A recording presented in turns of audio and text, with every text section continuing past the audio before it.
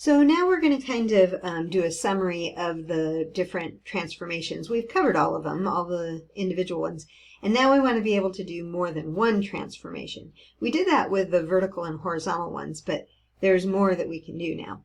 So just as a recap, a horizontal shift, that's when you have g of x equals f of x minus c, okay?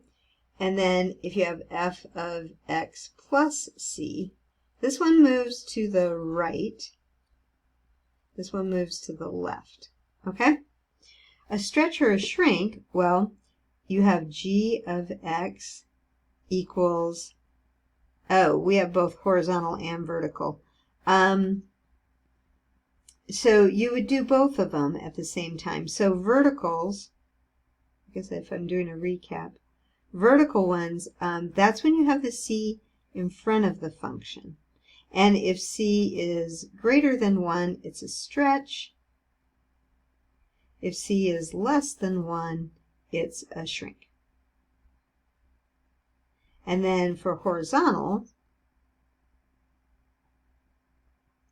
you have h of x equals f of cx. And if c is greater than 1, it's a shrink. And if c is less than 1, it's a stretch. And that is assuming c is greater than 0 for all of these. Okay. The reflection. We usually are going to see 3 and 2 together in the equation, but they could give you a picture of the function and not necessarily an equation. A reflection is if you have g of x is equal to the opposite of f of x. That's going to flip upside down. That's about, it reflects about the x axis. But if you have f of the opposite of x, that reflects about the y-axis. Okay, and then a vertical shift is finally when it's moving up or down.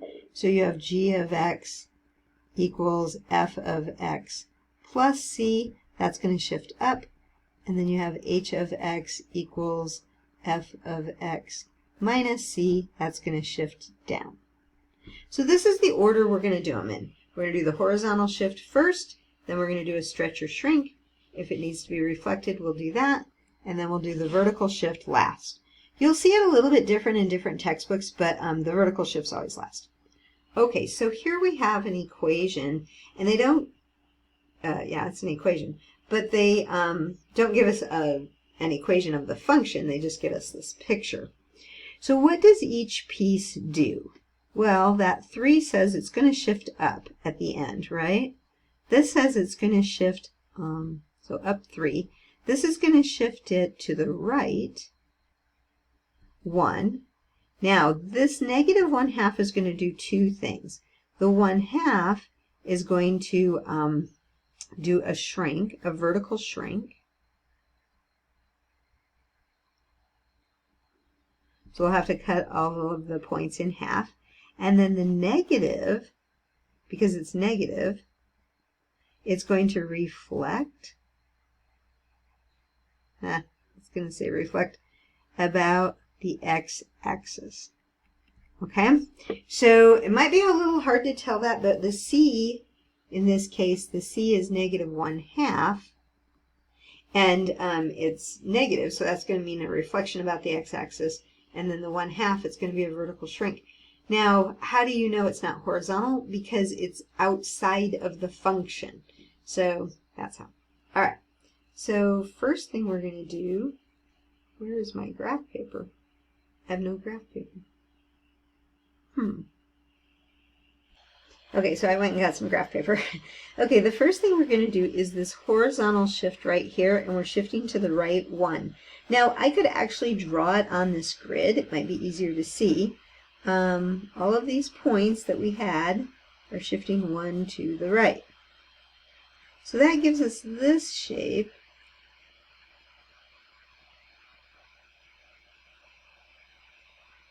But at some point, I'm not going to be able to do them all on that.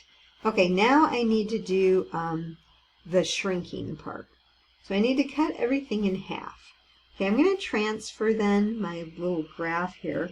It was at -3, let's see, 1, 2, 3, -3, 0, and then it was at -1, 4, 1, 2, 3, 4, and then it was at 1, 0, and 3, -2, and then 5, let's see, 1, 2, 3, 4, 5, 0. Okay. So you can see it's a little bit different because my graph paper changed. Okay, but now we want to do the 1/2 vertical shrink. Okay, so let me do that.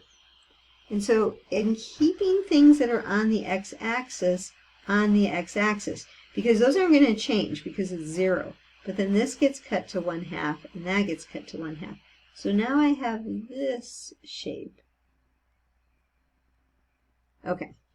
And now I have to reflect it. Okay, so I need to turn the whole thing upside down.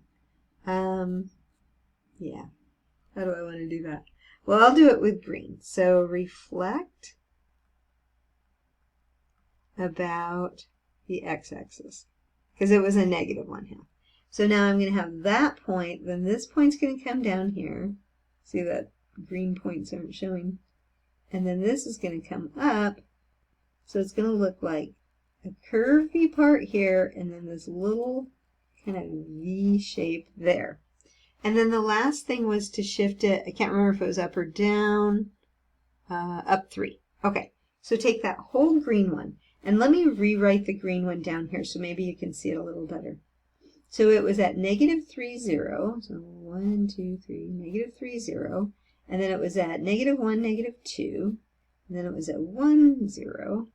And then it was at 4, 1. And 5, 0. So this is what it looked like. Okay. And then the last thing we want to do is shift the whole thing up 3. So I just take all my points, 1, 2, 3, 1, 2, 3, 1, 2, 3. That's that curved part. Oh, maybe bigger graph paper would be better. And then up 1, 2, 3, and up 1, 2, 3, and then you get this triangle part. You can also see this example in the book. My graph is kind of small. Okay, but that's what we do. We do all those steps. So it can't really get too much more complicated than that. Don't worry so much about the horizontal stretches and shrinks, because you won't see those as much. Okay. You won't see them so much for this class. So if you were to go on and take more math, you might see more of them.